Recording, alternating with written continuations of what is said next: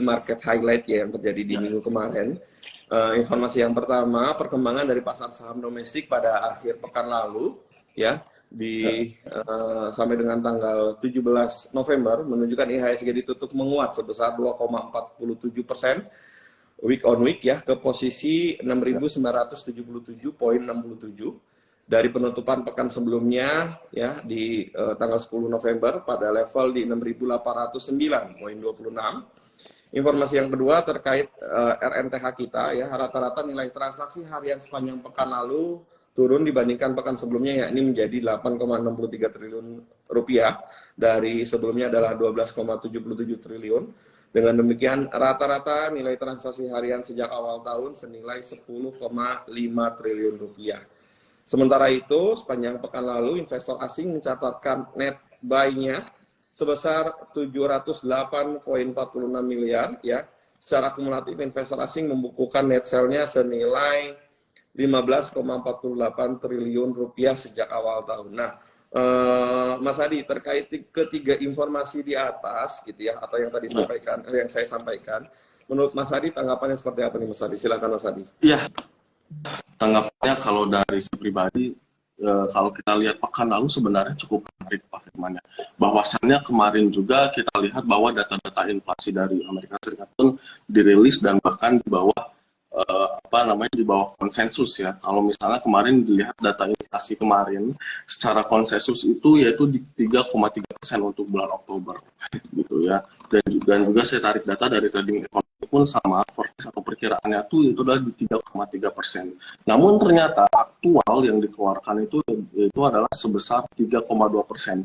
Nah, makanya hal ini yang mendorong atau menjadikan pekan lalu cenderung market kita kalau kita lihat ya yang akhirnya berpengaruh terhadap pasar IHSG kita itu mengalami penguatan karena kecenderungan daripada keyakinan investor dari Amerika Serikat itu sendiri gitu ya, yaitu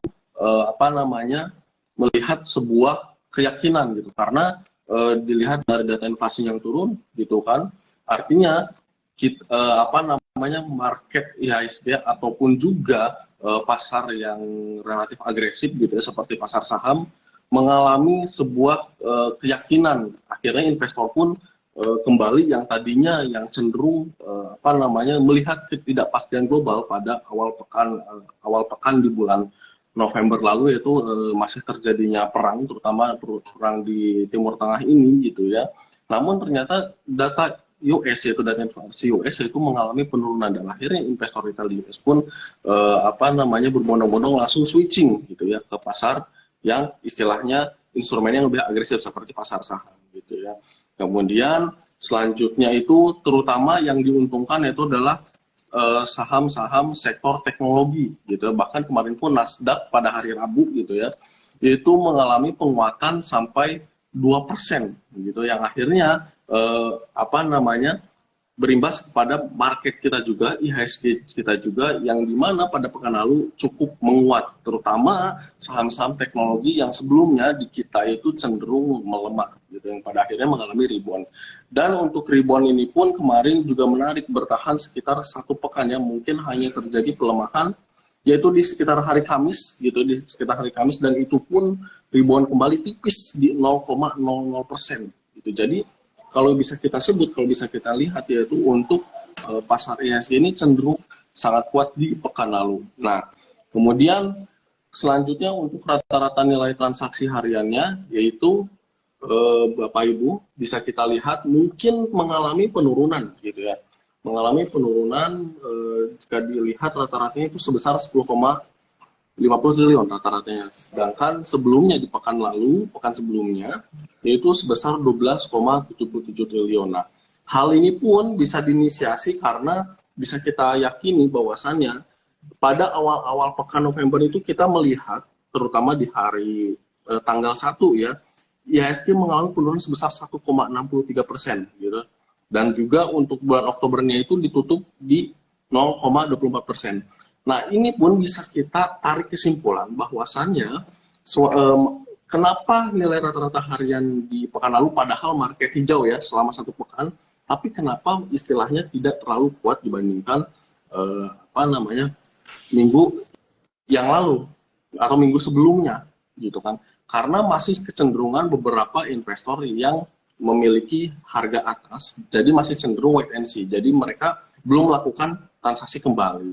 Nah, karena sudah agresif sebelumnya ketika di pekan lalu gitu kan, padahal pekan yang kemarin ini pada kisaran tanggal 13 sampai 17 ini adalah market kita cenderung menguat, dan juga disebutkan tadi oleh Pak Firman disinggung sebesar 2,47% secara week on week gitu ya.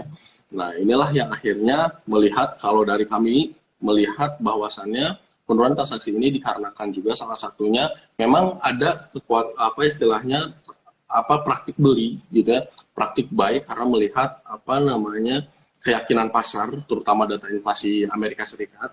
Namun ternyata ada beberapa investor yang masih menahan asetnya karena mungkin mengalami penurunan akibat dari ketidakpastian global, terutama yang diakibatkan oleh perang.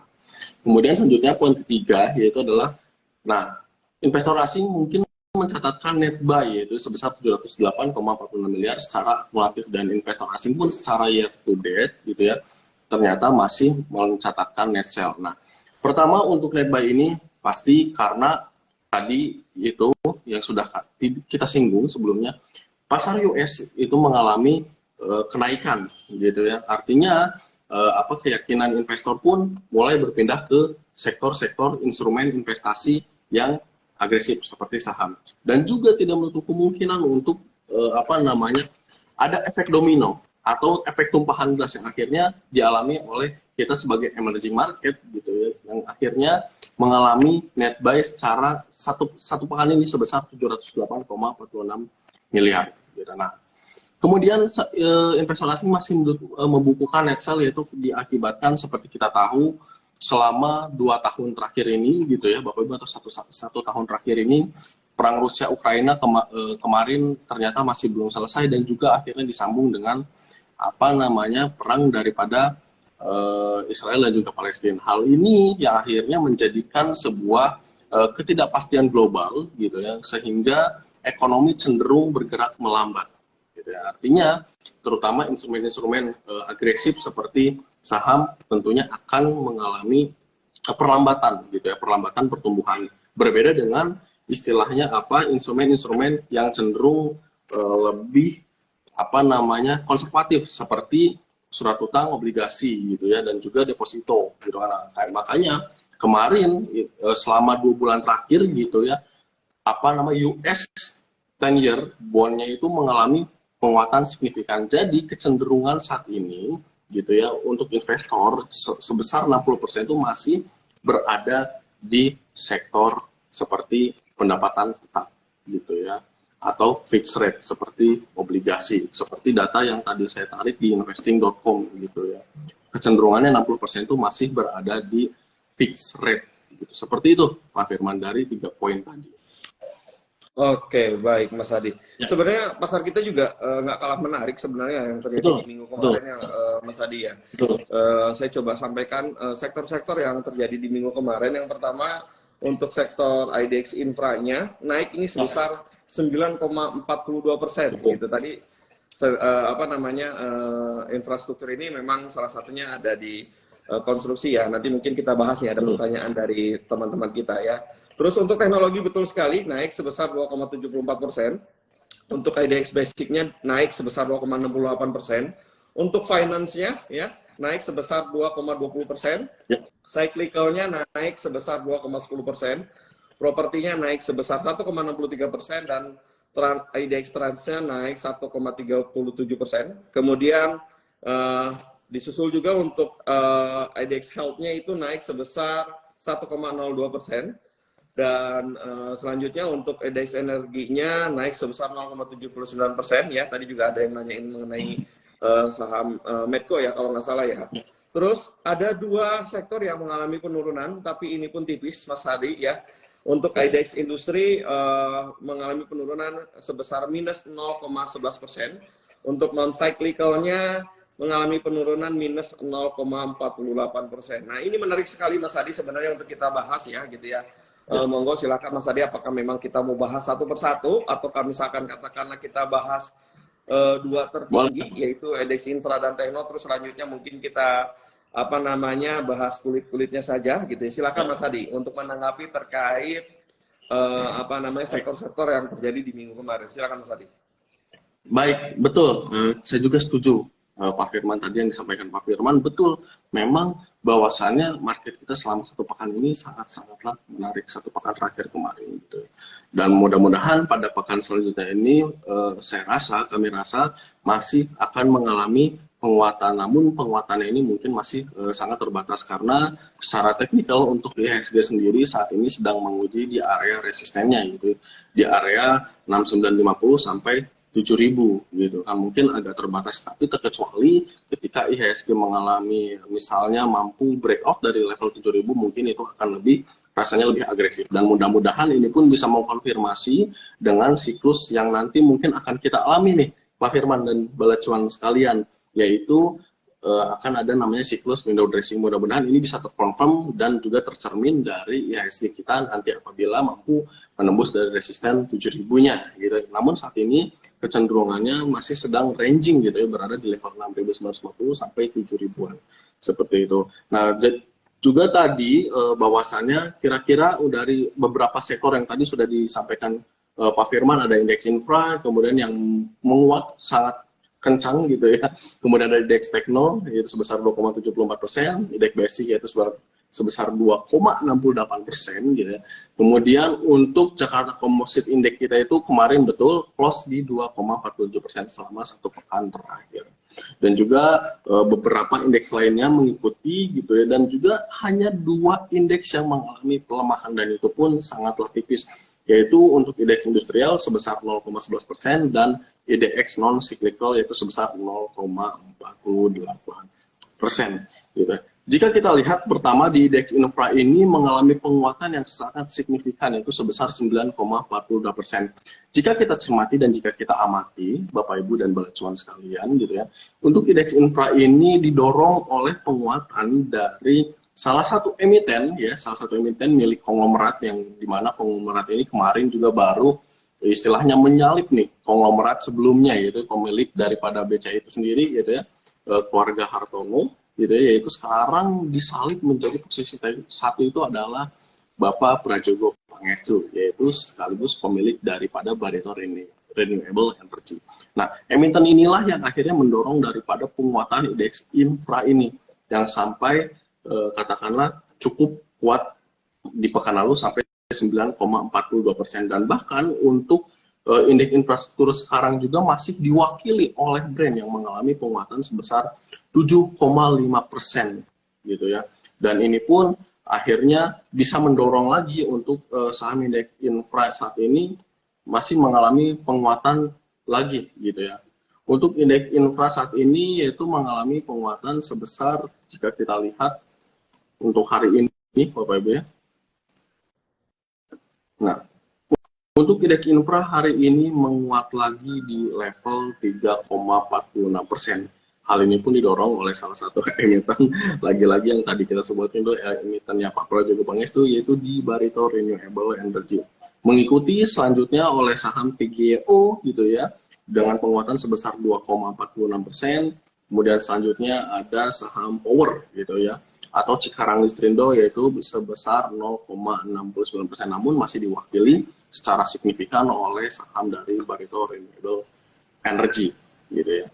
Nah, kemudian selanjutnya untuk IDX Tekno. Nah, IDX Tekno ini menarik gitu ya Bapak Ibu, apabila kita perhatikan untuk IDX Tekno ini, jika kita lihat penguatan IDX Tekno kemarin yaitu diwakili oleh saham GoTo gitu ya, di mana untuk saham GoTo ini kemarin selama satu pekan terakhir cenderung mengalami penguatan gitu ya. Terhitung misalnya dari hari Senin, apabila kita lihat di sini Bapak Ibu, yaitu dimulai dari tanggal 13 November gitu ya. Nah, untuk GoTo ini kemarin menguat sebesar, jika sampai hari ini ya Bapak Ibu, sudah menguat sebesar 10,97% atau kita bulatkan katakanlah di 11% gitu ya. Dan bahkan tadi pun GoTo sempat menguat gitu ya, sempat menguat juga ke level di sekitar sempat menguat di level high 88. Jadi untuk GoTo pun ini memang terlihat sudah mulai ada minor uptrend gitu ya, Jadi downtrend downtrend kecilnya ini sudah mulai ada rebound atau sudah mulai ada reversal gitu ya. Jika kita lihat dari saat itu sempat menyentuh ya di low-nya itu di level 55 dan sekarang sudah berada di level balik lagi di level 86 untuk GoTo. Nah, ini yang mendorong juga gitu ya dari penguatan salah satunya saham-saham seperti teknologi gitu. Karena ini juga kemarin tidak luput dari penguatan indeks saham Nasdaq, di mana indeks saham Nasdaq Amerika Serikat seperti kita ketahui di dalamnya itu adalah indeks saham-saham teknologi. Di mana hal itu juga ya karena tadi pertama diawali dari penetapan suku bunga gitu ya yang disampaikan oleh Jerome Powell di bulan lalu, di bulan Oktober yang ditahan gitu kan, tidak dinaikkan gitu. Jadi ini yang akhirnya menjadi optimisme gitu untuk saham-saham teknologi atau sentimen yang mendorong penguatan saham-saham teknologi.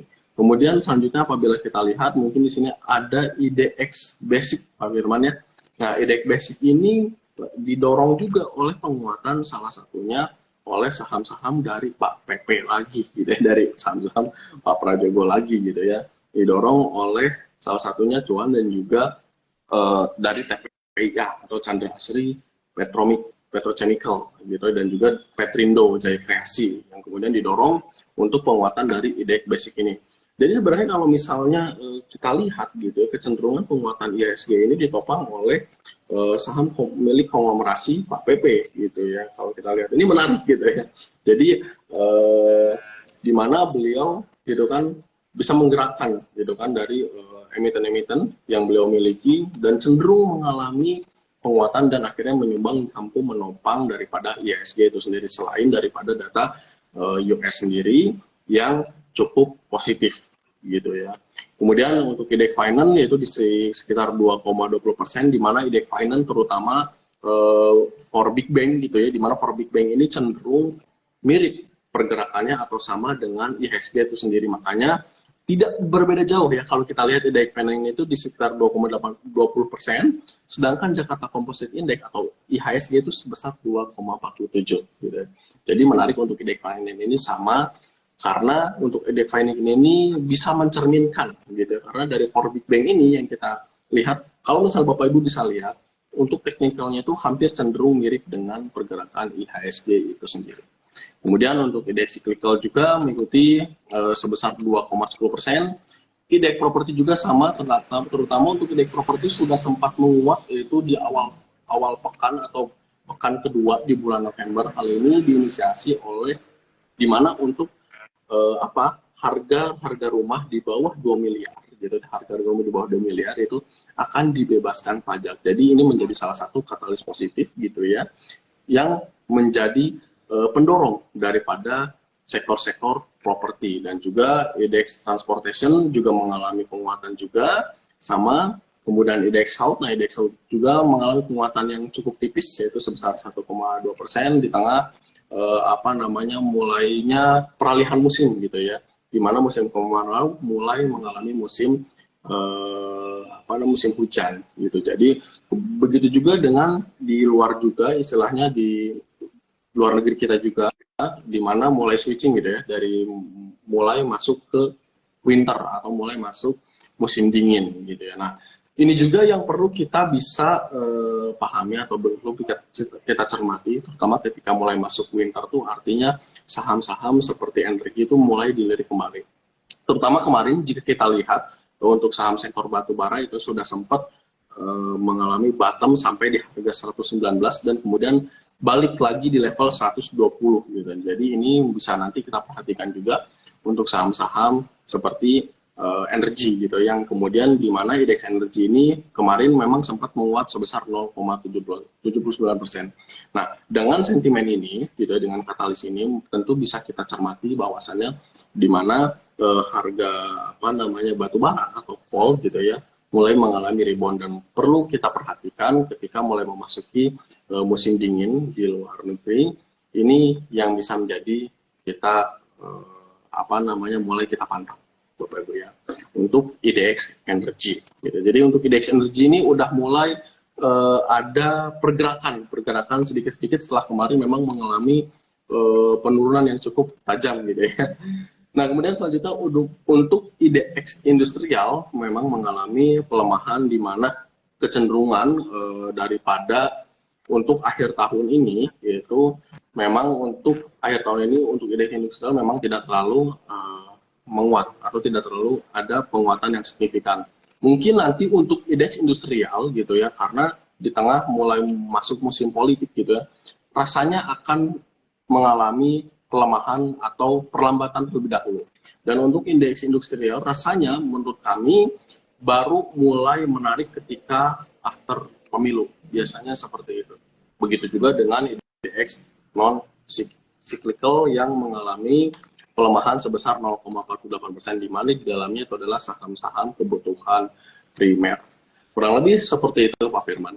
Untuk beberapa sektor-sektor yang tadi mengalami penguatan, memang kecenderungannya banyak mengalami penguatan Pak Firman ya, dibandingkan yang dua ini gitu ya, dibanding indeks industrial dan juga IDX non cyclical. Oke, baik, lengkap nih ya, paket komplit ya kalau misalkan dengan Mas Hadi. Saya izin menyampaikan pertanyaan dari teman kita nih, Mas Hadi ya. Ini menurut saya sih menarik sekali karena memang tadi juga Mas Hadi juga menyampaikan bahwa ada kenaikan suku bunga gitu kan ya. Terus dia juga pasti mempertanyakan terkait ke perbankannya juga gitu ya. Ini ada pertanyaan dari Galih Ardi Arseni ya, mohon maaf kalau misalkan saya salah menyebutkan namanya. Pertanyaannya adalah, Mas Hadi, saya juga investor BJB Sekuritas nih gitu ya. Kalau inflasi dan suku bunga naik apa pengaruhi perbankan aja, dan saham BRIS bagaimana? Terus lalu untuk saham kertas di efek dari pemilu ini seperti gimana? Baik, terima kasih Kak Galih untuk pertanyaan ini menarik ya. Kak Galih ini udah jadi balacuan ya. Udah jadi balacuan. Nah, apabila inflasi dan suku bunga naik, apa pengaruh perbankan aja? Nah, apabila suku bunga naik gitu ya, pengaruhnya seperti ini. Kalau misalnya suku bunga naik, artinya saham-saham yang akan mengalami kenaikan yaitu adalah diantaranya seperti saham-saham seperti perbankan terutama ya. Namun sebaliknya apabila saham seperti teknologi, jika mengalami inflasi atau suku bunga naik, itu biasanya akan turun. Karena apa? Untuk saham-saham teknologi kan biasanya cenderung menggunakan pinjaman bank juga gitu ya, untuk istilahnya sebagai dana operasional mereka juga, di mana ketika suku bunga naik artinya pinjaman mereka juga, bunganya juga akan naik, seperti yang akhirnya nanti akan menambah jadi beban daripada beban operasional mereka itu sendiri. Nah, kalau misalnya suku bunga naik, artinya saham-saham seperti perbankan perlu kita cermati, Bapak Ibu ya. Nah, kemudian saham kertas efek dari pemilu. Nah, saham kertas efek dari pemilu ini bisa menjadi sebuah sentimen juga. Namun kemarin sudah dimulai sebetulnya untuk saham-saham seperti contoh saya sebut INKP dan juga Tekim juga kemarin mengalami penguatan karena disebabkan oleh permintaan dari Cina, gitu ya, permintaan kertas dari Cina juga yang mulai meningkat gitu Bapak Ibu ya. Jadi bisa diperhatikan juga untuk saham-saham seperti saham-saham kertas gitu ya. Namun memang saat ini masih cenderung sideway mungkin, namun bisa kita cermati gitu selama masih tertahan istilahnya. Kalau kayak Tekim ini masih tertahan di area 7.000 masih menarik gitu ya. Kemudian untuk INKP juga masih bisa kita cermati juga. Nah, untuk INKP ini pergerakannya sebenarnya mirip gitu ya. Sebenarnya mirip gitu Bapak Ibu ya dengan Tekim. Namun ini juga perlu mulai bisa kita cermati nanti ketika mulai pemilu atau setelah Desember. Mungkin ya rasa itu nantinya mulai masuk siklus Januari effect seperti itu Kak Gali. Jadi untuk efek dari pemilu ini bisa menjadi mendorong juga gitu ya, bisa mendorong juga sentimennya. Namun yang menjadi mendorong sentimen yang lebih kuatnya itu adalah permintaan dari Cina itu sendiri. Oke. Baik. Terima kasih Mas Hadi atas jawabannya. Mudah-mudahan Pak Gali bisa dapat mencerna ya apa yang disampaikan oleh Mas Hadi yang sudah disampaikan tadi. Oke, baik, lanjut Mas Hadi, ini terkait mengenai konstruksi nih gitu kan ya, kebetulan kan infra ini naik sebesar 9, sekian persen gitu ya. Nah, ini ada pertanyaan dari Bella Amalia Utomo, melihat gambaran besar tentang IKN di mana banyak mungkin saham konstruksi yang mendapatkan kontrak dari pemerintah gitu ya. Namun jika dilihat dari red issue yang berlangsung mungkin ya, dari saham konstruksi kurang diapresiasi oleh pasar. Bagaimana menurut pandangan Mas Hadi, Mas Hadi? Iya, mungkin untuk saham-saham konstruksi ya, untuk saham-saham konstruksi kemarin mungkin sempat ada sentimen daripada kontrak IKN itu sendiri. Nah, untuk saham-saham konstruksi sebetulnya jika kita lihat secara siklus gitu ya, untuk penguatannya kemarin itu memang penguatannya hanya sementara, betul menguat gitu ya, betul menguat juga. Namun ternyata Bapak Ibu, kalau kita lihat look ke belakang dari berbagai cerita mungkin yang kita dengar atau yang kita lihat, masih ada beberapa banyak katakanlah investor yang masih nyangkut mungkin di saham-saham konstruksi gitu ya. Nah, untuk saham-saham konstruksi ini yang akhirnya kenapa mungkin bergeraknya itu hanya sementara gitu, sementara naik tapi cepat juga untuk istilahnya mengalami koreksi gitu, karena ada beberapa investor yang memiliki harga di harga atas kemudian mereka jualan dulu gitu ya, akhirnya untuk pelemahannya pun istilahnya cukup terasa gitu. Jadi, namun untuk penguatannya tidak terlalu terasa karena ada beberapa investor yang masih mengalami modal atas gitu ya, modal atas kemudian kebetulan ada momen IKN gitu, momen IKN gitu kan, mendapatkan kontrak gitu. Kenapa kalau misalnya pertanyaan kenapa nggak terlalu signifikan ya, karena salah satunya kalau yang kita lihat di beberapa saham konstruksi itu banyak juga orang yang istilahnya sedang di posisi harga atas, namun ketika harga saham konstruksi tersebut mengalami penguatan, akhirnya mereka buru-buru jualan dulu, buru-buru exit dulu gitu. Jadi makanya untuk penguatannya pun cukup lama. Nah, yang perlu kita cermati untuk saham-saham konstruksi sebetulnya Bapak Ibu bisa kita perhatikan ketika mulai akhir tahun seperti ini. Nah, akhir tahun atau nanti mulai masuk Desember. Kenapa? Karena biasanya mereka akan membuat kontrak baru untuk bersama bank, terutama for big bank gitu ya. Nah, mereka akan membuat kontrak baru dan akan mengajukan istilahnya modal kepada for big bank ini untuk proyek-proyek mereka di tahun depan. Seperti itu. Seperti itu. Dari pertanyaan Kak siapa tadi? Pak Firman, mohon maaf. Tadi dari Bella. Kak Bella ya? Oke. Kurang lebih seperti itu Kak Bella untuk saham-saham konstruksi. Jadi yang perlu kita cermati untuk saham-saham konstruksi saya rasa baru kita perhatikan nanti di awal Desember. Baru bisa kita lihat gitu. Oke, baik. Terima kasih Mas Hadi atas tanggapannya. Mungkin saya bacakan pertanyaan selanjutnya ya Mas Hadi ya. Tadi ada yang menanyakan terkait sebentar. Oke. Ini dari pertanyaan dari Sandi Amalia.nirva. Rupiah menguat, apa efek boikot produk Israel, Kak? Gitu ya, terutama di saham Unilever dan saham lainnya, efek itu konsumer bagaimana, Kak? Gitu kan ya. Kan mungkin pertanyaan mungkin kurang lebih seperti ini ya, kalau misalkan boleh saya iniin. Coba kita kasih kesimpulan gitu ya. Apakah kan ada nih beberapa produk yang memang akhirnya terdampak karena memang adanya boikot produk gitu kan ya.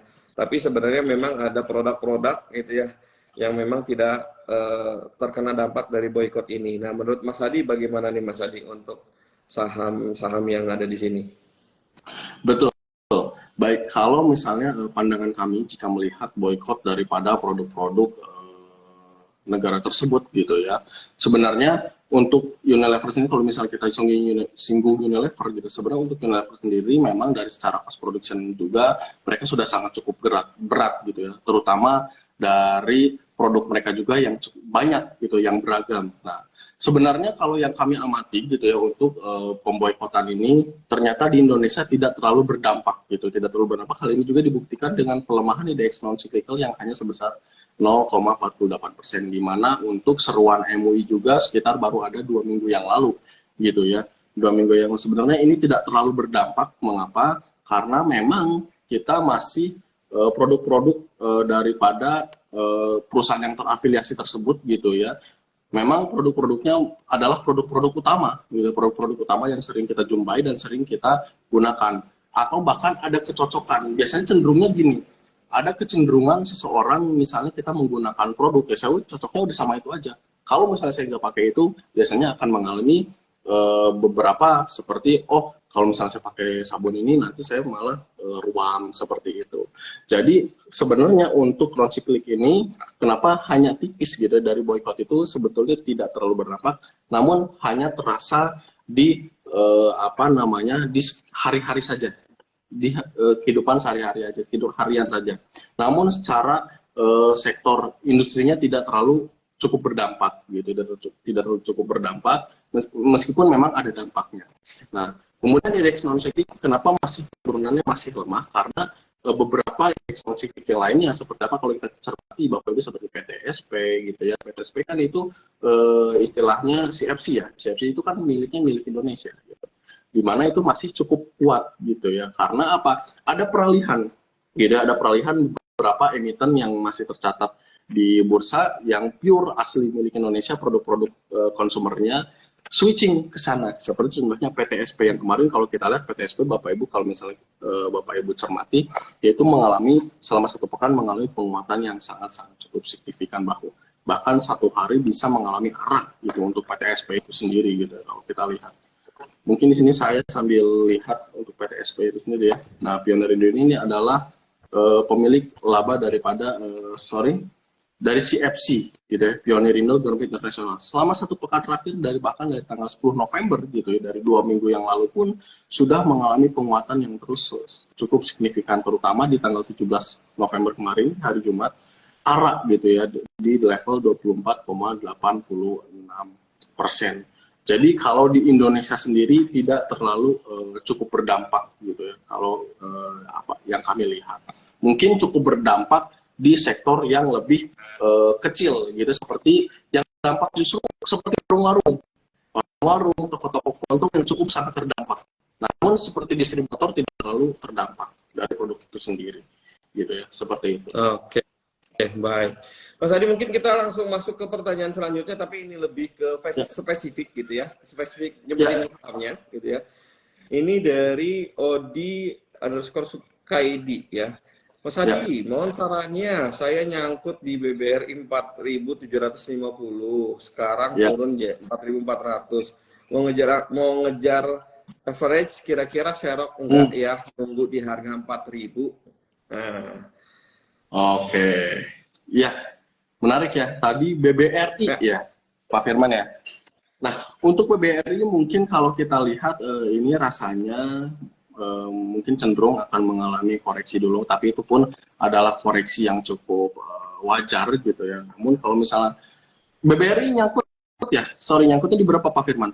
Dia nyangkutnya di nyangkut di BBRI 4.750, sekarang 4.400. Mau ngejar average, kira-kira serok nggak ya nunggu di 4.000? Soalnya kalau untuk BBRI kalau tadi di level 4.700, 4.400 rasanya bukan saat ini udah untung sebenarnya Pak Firman. Sebenarnya udah untung karena untuk BBRI sekarang close di 5.200 gitu ya, mengalami penguatan gitu ya, sedikit gitu ya, tipis. Nah, mungkin maksudnya pengen average lagi, pengen nambah lagi mungkin ya. Nah, pengen nambah lagi rasanya untuk saat ini kalaupun BBRI ada penurunan ataupun ada koreksi, rasanya nggak akan terlalu cukup dalam, terkecuali apabila ada sentimen seperti COVID dan lain-lain gitu ya. Namun untuk hal ini tidak akan terlalu berdampak untuk BBRI, rasanya untuk koreksi sejauh 4.000 di sini saya belum lihat gitu ya, kemungkinan dia koreksi sejauh itu gitu, karena untuk BBRI saat ini sedang nge-base juga sih gitu. Memang mungkin cenderung masih sideway juga, sideway-nya cenderung menguat, tapi ada mungkin potensi koreksi dulu ke sekitar 5.000 seperti itu Pak Firman. Oke, baik. Kita lanjut, Mas Adi ini yang nyebutin juga kode sahamnya gitu ya. Cuman Ya, saya ingatkan ya Mas Adi ya, buat teman-teman yang mudah-mudahan masih ada di sini yang tadi nanya gitu ya. ya, Ini adalah diskusi, ini adalah analisis yang dilakukan oleh Mas Adi dari BJB Sekuritas gitu ya. Apa namanya, untuk segala keputusannya itu kita kembalikan lagi kepada Bapak Ibu dan teman-teman di sini ya betul. Mas Adi ya. Kita cuma hanya membantu untuk memberikan pandangan atau view dari Mas Adi sebagai analis dari BJB Sekuritas. Oke, kita lanjut Mas Adi dari Ali Imran Farhan ya. Saya punya saham GGRM dan HMSP, Mas. Ya, bisa Hmm. di-review Ya, hari ini Mas sektor rokok. Mungkin beliau nanyain oke. karena memang mau awal tahun takutnya cukanya Ya, naik lagi gitu ya Mas Adi ya. betul betul. Silakan Mas Betul. Adi. Baik, untuk ini consumer juga ya, untuk KGRM dan HMSP gitu. Nah, untuk KGRM dan HMSP ini sebenarnya menarik ya. Kemarin ada penguatan terutama di tanggal 14 itu karena adanya film Gadis Kretek, kalau misalnya Bapak Ibu atau Balacuan lihat ya. Nah, ini juga salah satu meskipun film gitu ya, meskipun film tapi bisa mendorong gitu pergerakan daripada kedua saham ini. Karena apa? Dengan adanya cerita dari Gadis Kretek itu mungkin bisa mendorong gitu, bisa mendorong bahkan mohon maaf yang tadinya nggak merokok bisa jadi merokok karena notice ada produknya seperti itu gitu ya. Mungkin karena notice adanya histori masa lalunya yang menarik gitu ya.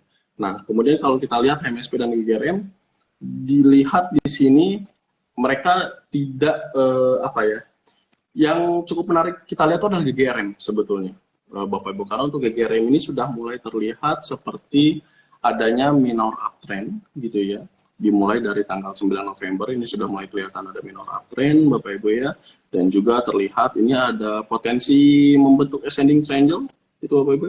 Mungkin apabila Bapak Ibu atau balacuan sekalian mau misalnya masuk di GGRM, untuk di level range harga saat ini pun sudah sangat menarik untuk mulai dikoleksi di harga sekitar 22.000 sampai 22.000 sampai 22.200. Jadi ini sudah cukup menarik untuk misalnya kita koleksi gitu ya.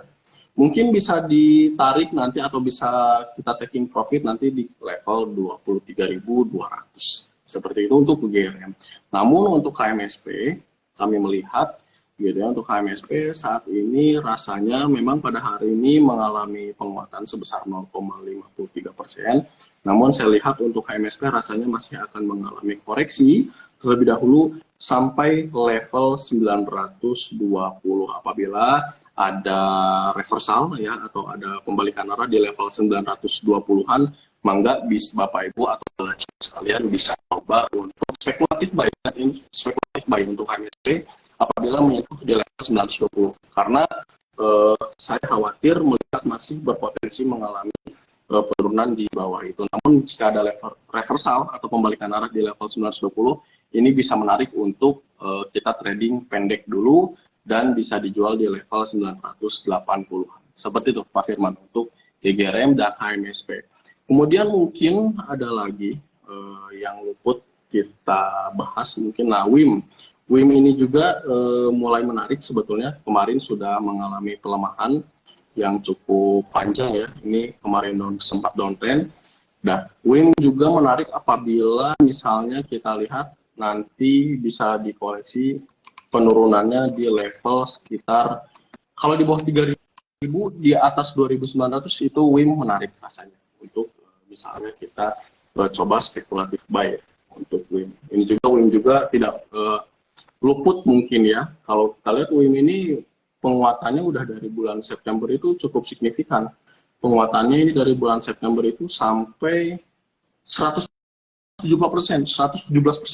Kalau misalnya Bapak Ibu punya WIM di harga pada saat 11 September itu udah 117% gitu ya. Jadi mungkin kita fokusnya di GRM dan HMSP, namun WIM juga sama adalah emiten bergerak di bidang yang sama atau di bidang consumer rokok terutama ya. Nah untuk WIM juga ini saya rasa bisa mulai menarik untuk dikoreksi, namun tunggu mungkin di level sekitar di bawah 3.000-an mungkin sudah agak cukup menarik gitu ya. Di bawah 3.000 namun di atas 2.900. Namun kalau misalnya di bawah sudah ke bawah 2.900, saya rasa mungkin untuk WIM bisa mengalami penurunan lebih jauh lagi gitu. Tapi untuk WIM ini bisa untuk spekulatif, cukup menarik apabila untuk kita koleksi untuk trading jangka pendek saja. Seperti itu Pak Firman. Dari beberapa saham pokok ini ya. Gitu. Mas Adi, kita mungkin untuk pertanyaan terakhir Mas Adi dari Ajian Pramudita, ini menarik menurut saya pertanyaannya ya, untuk dijadikan sebagai closing question ya. Window dressing sama January effect ya, sangat dekat banget ya. Kalau mau beli saham, hindari sektor apa saja nih Mas Adi?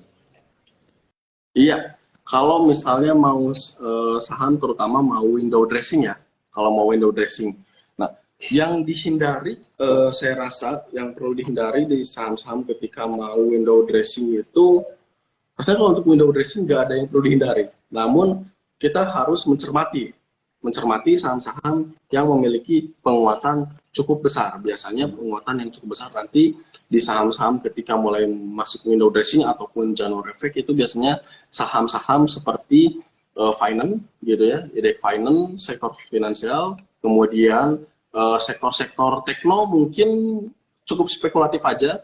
Mungkin tekno juga ini salah satunya yang mungkin harus kita agak hindari dulu, karena kita belum tahu di tengah ketidakpastian global ini, tekno masih cukup volatile ya, untuk saham-saham tekno gitu ya.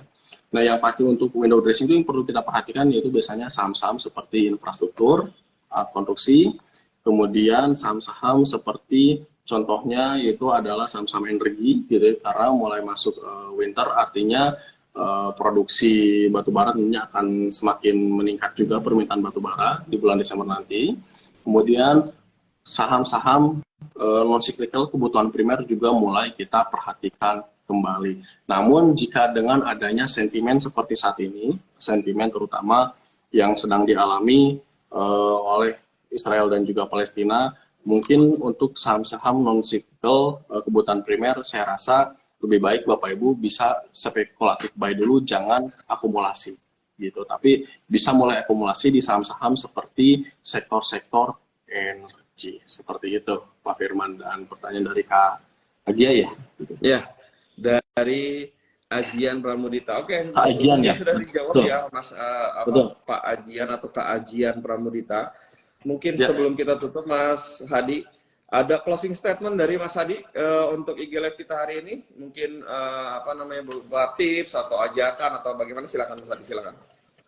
Ya, baik. Untuk closing statement pada pagi hari menuju siang hari ini, mungkin dari kami dari BJB Sekuritas bisa Bapak Ibu mulai cermati kembali saham-saham, terutama mulai masuk siklus window dressing dan January effect.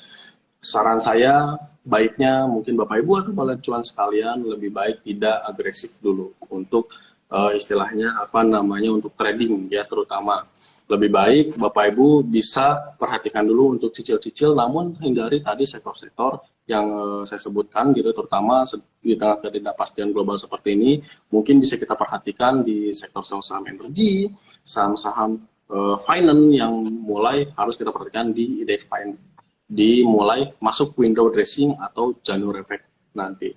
Jadi Bapak Ibu sebenarnya tidak perlu ragu, tetap Bapak Ibu perhatikan risiko profil Bapak Ibu sekalian gitu ya.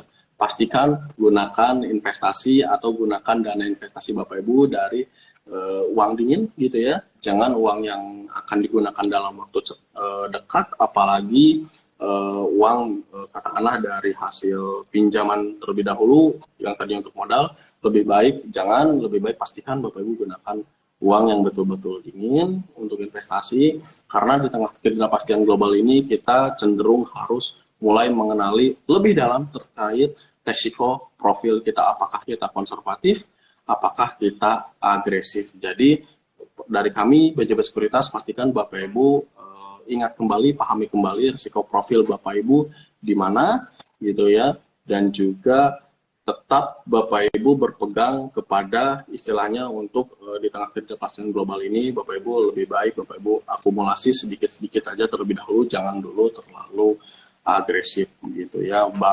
Rasanya baru menarik gitu ya, baru menarik untuk instrumen agresif ini dari beberapa analis pun gitu ya, dari beberapa analis luar maupun dalam negeri melihat gitu ya, dari pemilu ini cenderung untuk instrumen-instrumen agresif cenderung biasanya akan mengalami tertahan terlebih dahulu atau sideways terlebih dahulu gitu ya, karena kecenderungan nanti setelah pemilu baru mulai menarik kembali gitu. Karena ketika before pemilu biasanya kan ada beberapa dana yang dianggarkan untuk dikeluarkan katakanlah untuk kebutuhan pemilu terlebih dahulu. Namun ketika sudah pemilu usai atau selesai, mungkin rasanya nanti mau dalam ataupun luar negeri, terutama US juga nanti akan mengalami pemilihan presiden juga ya, Pilpres juga di tahun 2024 sekitar bulan Oktober ataupun November gitu. Rasanya nanti di kuartal ketiga 2024 baru sangat-sangat menarik kembali. Namun ketika sedang ngebase ini, waktunya kita bisa buat cicil terlebih dahulu Bapak Ibu, dan juga jangan lupa pahami resiko profil Bapak Ibu dan bala cuan sekalian.